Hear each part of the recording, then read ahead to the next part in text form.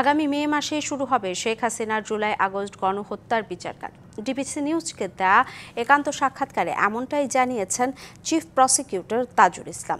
জাতিসংঘের প্রতিবেদনের কারণে আন্তর্জাতিক সম্প্রদায়ের আগ্রহ বেড়েছে জানিয়ে তিনি বলেন, দেশি বিদেশি সবার প্রত্যাশা পূরণ আন্তর্জাতিক অপরাধ ট্রাইব্যুনালের জন্য বড় চ্যালেঞ্জ। এক্ষেত্রে নিরপেক্ষতা এবং বিচারের আন্তর্জাতিক মানদণ্ড সর্বোচ্চ অগ্রাধিকার পাবে বলে জানান চিফ প্রসিকিউটর। মিজান আহমেদের বিশেষ প্রতিবেদন।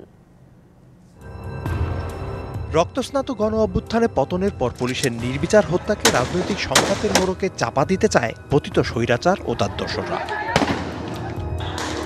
তবে জাতিসংঘের ফ্যাক্ট ফাইন্ডিং রিপোর্টে দাবি করা হয়, গণহত্যায় ১২ থেকে ১৩% শিশুসহ গণ অভ্যুত্থানে নিহত মানুষের সংখ্যা ১৪০০-র বেশি। জুলাই আগস্টের গণহত্যার মাস্টারমাইন্ড ছিলেন শেখ হাসিনা।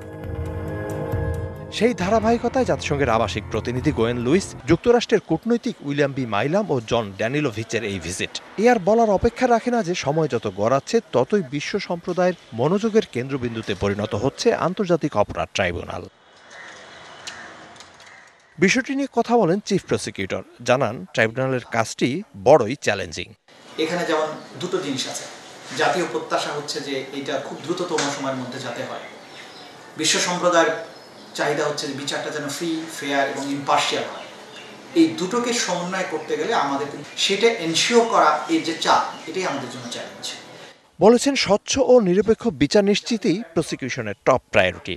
আমাদের প্রায়োরিটি হচ্ছে আমরা এমনভাবে বিচারটাকে এগিয়ে নিতে চাই যে গোটা দুনিয়া যেন বলে যে এখানে সত্যিকার অর্থে জাস্টিস হয়েছে। ধারণা দেন, পতিত স্বৈরাচার শেখ হাসিনার বিচার শুরুর দিনক্ষণেরও ফরমাল চার্জ প্রিপেয়ার করে আমরা যদি কোর্টে দাখিল করি তাহলে বলা যাবে যে একটা আনুষ্ঠানিক প্রক্রিয়া শুরু হয়েছে। তো এই মাসে রিপোর্ট পেলে পরবর্তী 1 মাস সময় লাগে এই প্রিপারেশনগুলোর জন্য।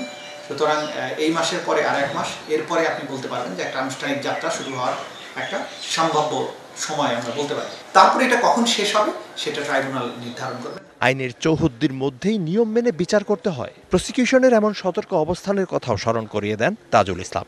জনপ্রত্যাশা অনুযায়ী কখনো বিচার রান করে না, ন্যায় বিচারের ক্রাইটেরিয়া ফুলফিল করে সামনে অগ্রসর হয়।